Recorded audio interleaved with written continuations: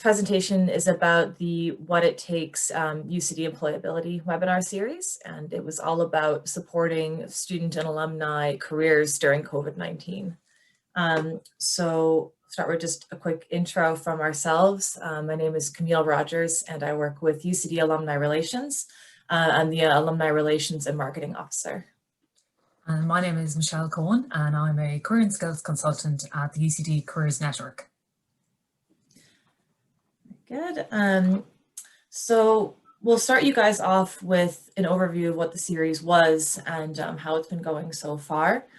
Where it came from, the original challenge was back in April of 2020 when, we were just in the midst of the first lockdown, and very quickly we're realizing that students and young alumni were losing their jobs and job opportunities at an alarming rate, as you can see from the newspaper headlines to the right of the screen. So the challenge we found ourselves facing in terms of this overall theme of pivoting was how do we continue to support students and young alumni in their careers when things are so uncertain, industries are in flux, and nobody at that point really knew where we were going. So with this in mind, our primary goals with this new initiative were how do we target a primary audience of students and young alumni, with a secondary one of mid-career alumni who might be questioning their careers or even facing job losses themselves. And our secondary goal was around engagement. So in the absence of the in-person events that we were also used to at UCD, how do we build high sustained online engagement within this cohort?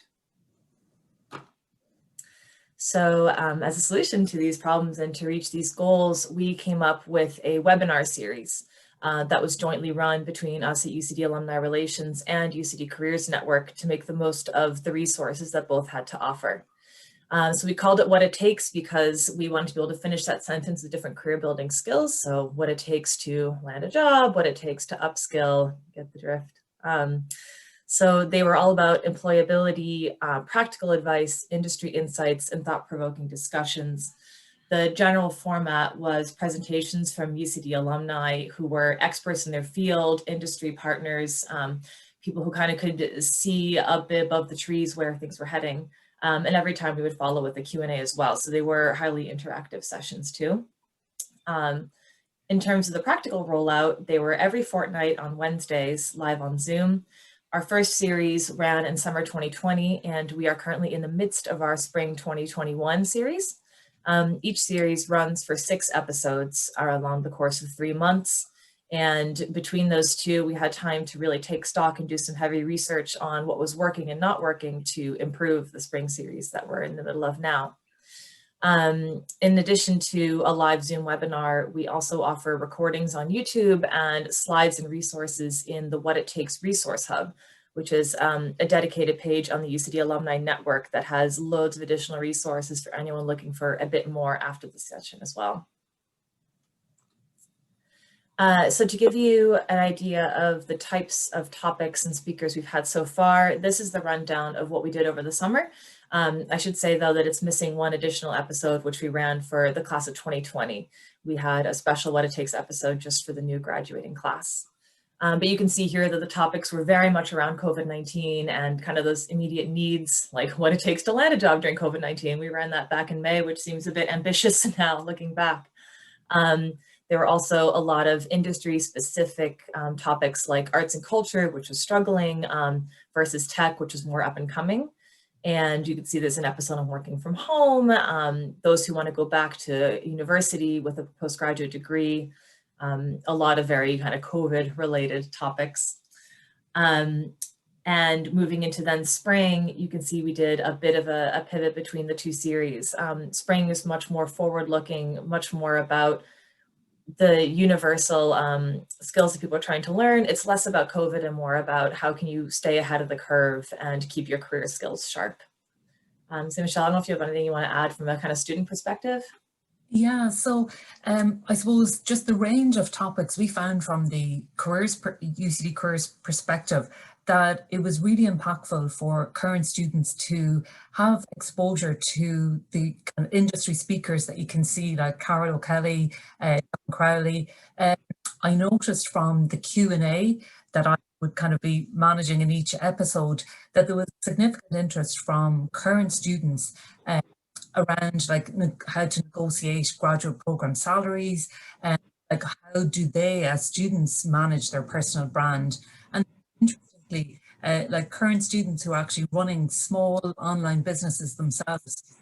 So I think the current students really benefit as well as our graduates and alumni. So it was really impactful. That's great to hear that it worked on both sides. And yeah, I should have said that actually at the start with the format, that Michelle handles our Q&A for the vast majority of our episodes, but it's a great way to tie in the UCD Careers Network perspective. So we always have a member of UCD Careers Network to manage that Q&A, and just make sure we're fielding the right questions to our speakers as well. So yeah, I'll hand it to Michelle actually if you want to talk about how we worked together on this. Yeah, so actually, sorry, Camille, if that slide demonstrates the kind of diverse range of industry partners that we partnered with. So as I kind of mentioned before, around it was great for our current students and grads to get exposure to, I suppose, build those employability skills, because they get to meet and hear from employers in these different sectors, and it's good for networking skills as well. They're interacting, asking questions, and finding out what it's like to work in these sectors. I think, Camille, if you just go on to the next slide, yeah. So I suppose I've collaborated with the Camille and the UCD alumni team on a kind of range of different projects before, so it was really great to get involved in a project like this. And we also had an opportunity, I suppose, to liaise with other UCD communities like Smurfit Business School and the College of Arts and Humanities, science, and also social sciences and law. So I guess working, I think this series demonstrated our commitment and how we could work really, really effectively, even though we were working apart, and that we could roll out this really impactful series for the benefit of current students, you know, recent alumni, and also kind of the whole alumni community of UCD. So that was really good. And then I think the next slide, I just thought I'd kind of give an example of how impactful that cross collaboration was between careers and alumni. So as part of the summer series, I actually, as well as kind of managing the Q&A for each episode, actually hosted a session and presented a session on what it takes to prepare for the recruitment process. And as part of that, I was able to really talk about the resources that are available to current students, but also the alumni community as part of the careers network. And we used that episode also to kind of highlight and show and promote a graduate bootcamp that took place on the 11th and 25th of June, and also kind of showcase a range of activities that were taking place that month. So it was great to have that, I suppose, opportunity as well, because we found that we had 157 actual students and alumni tuning into that one of our graduate bootcamp sessions from all around the world, from, I suppose, domestic audience, but as well in India and the States and all over Europe. And it was actually double the figures that we had at an on-campus event the previous year. So we were delighted with that engagement. And Camille, I think I've one, yeah, one more slide. And I suppose another way that we were able to collaborate really effectively, my colleagues in the UCD network, especially in front office, and in Sophie, my colleague that manages our social media and marketing, was really able to kind of showcase the series and how beneficial it was to students through kind of the networking opportunities, that gaining their employability skills. So she had a really effective campaign across all our social media channels, and I think that really helped generate interest. And I suppose just showcase the great opportunities available through that What It Takes series. Thanks, Camille. Great, thanks for that, Michelle. Yeah, Sophie was a huge help in the rollout of this series, and it was really quite seamless. I think when we'd create the the promotion assets in-house and then just send them all over, it was a really nice kind of cohesive rollout then across the two. Yeah, absolutely. And now looking ahead to, once we got the series up and running, we wanted to make sure that we were measuring success all along the way, and that every decision we made was rooted in data and not just a hunch. So there are a few different ways that we kept track of how our audience was responding to our content along the way in a few different ways.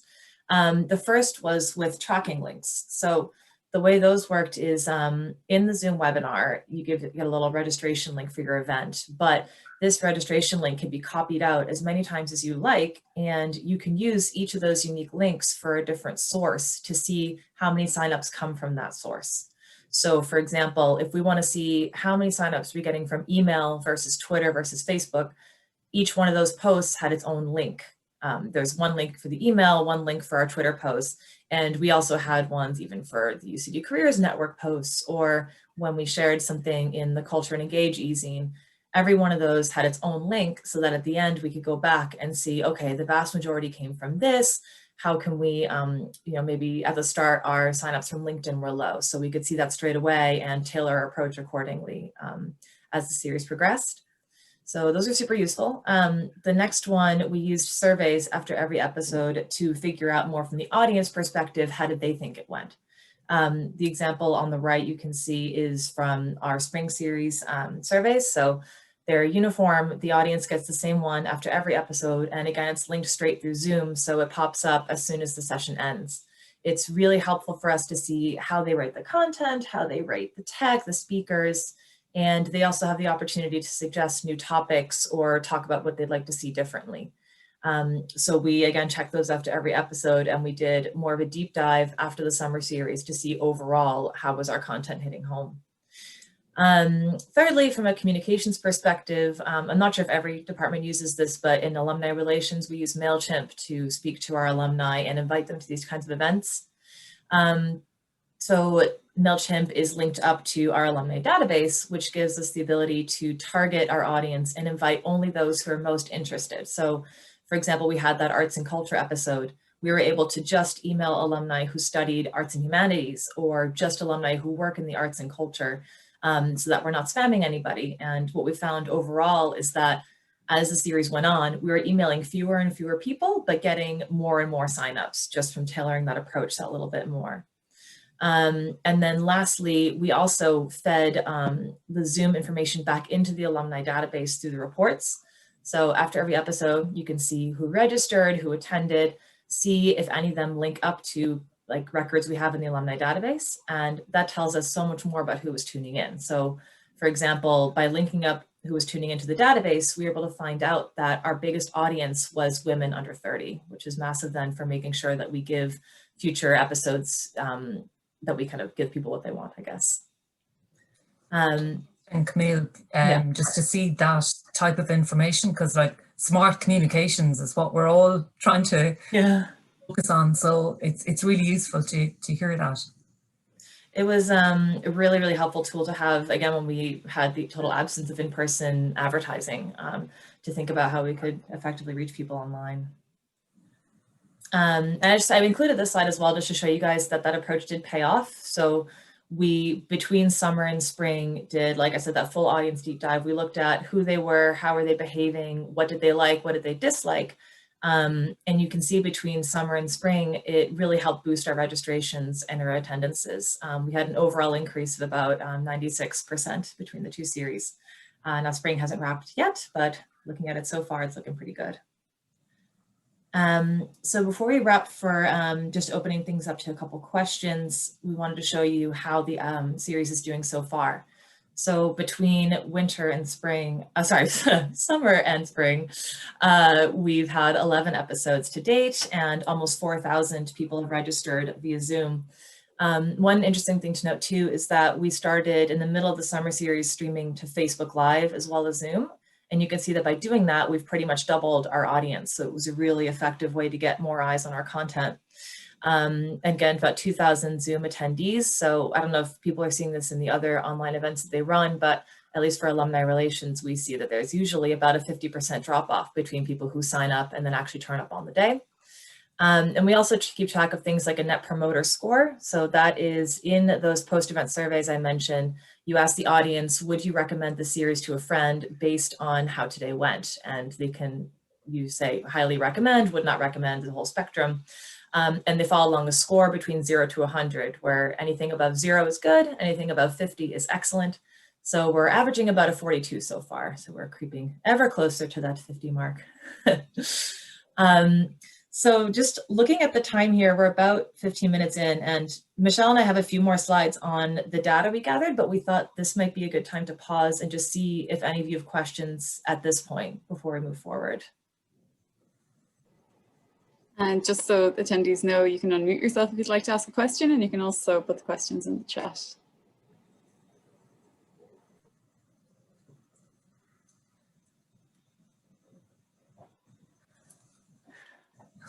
If it's okay, if people are still kind of digesting, we can move ahead, I think, with a couple more slides. This is more on, it's what we learned, but giving you some more ideas of, those different ways that we tracked data. What are the different things we learned about our audience based on how the summer series went?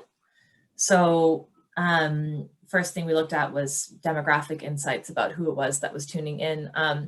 You might remember from the start, we set out to target students and young alumni. So we were looking for a younger cohort when we looked at the attendance rates. So the two charts on the right can demonstrate that we did manage to hit that audience. There's a big spike in attendees ages 22 to 28, or rather 22 to 27.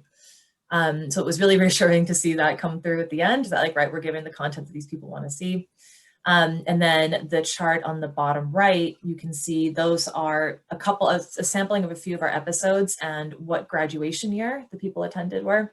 So those big spikes over to the right are from people who graduated 2011 to 2020. So that was another nice one to kind of check in and say, okay, we are actually finding our target audience and giving them something to come back for. We mentioned the biggest cohort was women under 30, but it's also nice to use this slide to echo what Michelle was saying about that global audience. The fact that we went online is a huge asset in that we can just provide meaningful content to students and alumni no matter where they are. One way we're looking to build on the types of countries that can tune in is offering maybe a kind of global roundup where we offer links to people outside our time zone to watch the episode back if they can't make it live. Just checking if that's everything. Yeah, that was most of the demographic information we learned. Another thing you can learn by analyzing audience attendance is where they lie in terms of affinity. So we looked at which colleges are most represented in our episodes and which societies they were a part of when they were a student. And this information was really helpful for targeting future communications. So if we see the top three were LNH, FilmSoc, and LawSoc, if they're the ones who are most interested in our content, when we have future episodes coming up, we know to email alumni of those societies. When we look into the kinds of data that our tracking links gave us, we learned that the vast majority of our registrations came from email, which was kind of a surprising thing to learn. We had blasted it across multiple social media channels. But you could see in the graph in the bottom left, all of our social combined led to about 20% of signups, which is solid, but it looks like that direct ask straight into someone's email inbox is still the best way to get people to turn up for your online event. And again, the cross promotion from other channels like UCD Careers Network was really helpful. We've also reached out to student organizations like UCD Students Union to help get the word out amongst the student body. And it's good to note here too that those tracking links, they did give us a more detailed picture, but they're not 100% foolproof. So for example, our biggest link for turnups is usually the series landing page, which I'm not sure if everyone's finding us just by Googling us, or is it just that someone maybe goes to our event page, copy and paste the link from their URL bar, which isn't our tracking link, and that's fine. But so it won't give you everything, but it starts to give you a bit of a picture of what's working and not working. We also learned from our surveys the types of episode content that resonated most with our audience. So we looked at things like the Net Promoter Score, how did the topic ratings go, what kind of content ratings did they give us, and how many attended on the day. The one that seemed to perform the best from the summer series was that class of 2020 episode. I think it seems like people really appreciated it in the graduating class. We also looked at some episodes that maybe didn't do as well. So there were some where, say, the Net Promoter Score was quite low, but the topic rating wasn't too bad. So we did a bit of analysis around there of like, people liked the topic, but however we executed it must not have worked out so well. That particular one, we experimented with a panel rather than just a presentation. And a lot of our audience feedback came back saying, you know, you couldn't really get into the details and the practical how-tos in that format. So we scrapped it and we haven't done any panels since. Those surveys also give us some different topic requests. So the topic requests you're looking at here are the ones that we have turned into the spring series that's in progress right now. So you can see there were some requests around the future of work, which you have an episode on now. There's a lot of demand for upskilling, and that's where that personal branding and negotiation skills episode came from. There were kind of questions about new sectors. So there was some about engineering and coding, which ended up getting worked into our entrepreneurship episode, which is from 2 people in tech. So yeah, we kind of amalgamated all the different recommendations, put them into categories, and then picked a couple episodes that we thought would work and sent another survey asking people to weigh in and rank which ones they want to hear about. So lastly, moving forward, these are the new goals that we're working towards in the middle of the spring series. We're trying to diversify our audience by having more episodes for mid-career audiences, not just the young. We're trying to build on that engagement by getting that higher registration, higher attendance, higher Net Promoter Score. And we're experimenting with a few different ways to get the word out differently. So we mentioned trying to reach out to more global audiences. We're also working with LinkedIn a bit more. We're setting up LinkedIn events to see if that helps get the word out to people who don't get our emails. And lastly, we're aligning with some pan-university events. So 2 of our episodes in the spring series were part of Women in Leadership. So I know that was a lot of information to run through there, but that's it for our slides. I don't know if any other questions have come through the chat in the meantime. There's a question here from Maria Heffernan. So she's, well, it's a comment and a question. Really interesting to see that 20% of signups came via social media. So did you use any promoted, i.e. paid posts on social media, or was this all from your own existing followers and those of other groups who shared the post? Yeah, that's a really good question. We paid for some posts, but never more than maybe putting a $5 behind a post on Instagram. And it was for the episodes where attendance wasn't looking so high. So one example is that arts and culture career one. We noticed that we were hovering around 100 registrations, which would have been low. And so we gave it kind of an extra push for paid social. Great. One question we've been asking a lot of our presenters actually during this is just, is there anything you found that worked really well during this time that you're going to carry forward even in when we go back to, say, normal times? Yeah, I wonder if this is something the other presenters have said as well, but personally I'd be leaning towards having more hybrid events and keeping that online component for people who can't make it to UCD. I also think sometimes having online events makes people a bit braver in terms of asking questions or putting themselves out there a bit. It might be kind of crickets in the audience for those in-person events. So yeah, it's more interactive, I think. Definitely.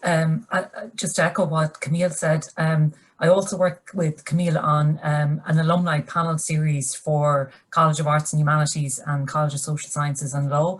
And we've been able to host series where we have people live from Brussels who are working in EU and can really, I suppose, you know, in the past we wouldn't have been able to have that feature because we were having people on campus.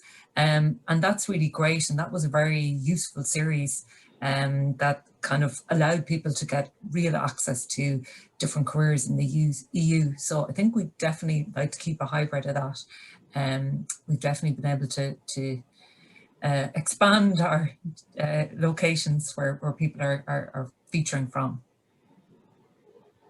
I think there's also a lot to be learned for the different promotion strategies we used online. So even when we go back to hosting in-person events, trying to think beyond the standard poster on campus and how can we kind of invite people from all over to attend. Brilliant. So just keeping an eye on time there. If there's any last questions, if anyone wants to unmute themselves or post in the chat. Ria. I feel like a bit of a plant because I worked very closely on this project, but I'm just really proud of how it just sort of evolved into this really interesting project. I guess the question that I would have, I said, setting up just in terms of how we worked together, are there any kind of key tools or takeaways in terms of what aided the collaboration between the two kind of teams? Yeah, that's a great question. I'm trying to think what we used. We used a lot of G Suite, and find is really easy for collaboration there. Like we have this, as you know, actually, we had like that kind of shared spreadsheet, which had all of our speakers, all the dates, all our tracking links, the social. It was all kind of a one-stop shop, and it made it really easy then to add in, you know, Michelle and Sophie here and there where they were, there's relevant information. That was probably our biggest asset. Don't you think, Michelle? Yeah, definitely. Yeah, I can't. That's probably the main one, because we've been able to work very, very closely together, and I think that's the main one. I guess it was like a lot of, rather than a series of folders and files, trying to keep everything in one place as much as possible. So we had our massive spreadsheet, but we also had a deck which had the whole series from start to finish. So it had a couple slides, even the ones that you guys saw today, about the why of this project. It went into all of our social materials, all of our email materials. It was all there visually in one slideshow. And at the very end, we also had our series report, so that if someone was brand new coming to this project, they could see it end to end and possibly replicate it. And Camille, all the series are recorded on the UCD Alumni page, isn't that right? Just because there's some interesting, Yeah. someone wants to have a look. That's Yeah, actually great. brilliant to know. Yeah, do you know what I'll do? Actually, I'll post that up in the currents, and I'll tweet it out on our Twitter page as well. If you want to post even the link into me here in the chat, I'll post it up. perfect. Just pop it there, I pulled it up. Oh, thanks, Ria. Brilliant, thank you. And that's a great way to wrap it up as well, because I appreciate that we're coming near the time now, and there's people ready to go for the next session at 12:30, the UCD choir. So just want to say thanks very much to our speakers, Camille and Michelle. That was brilliant.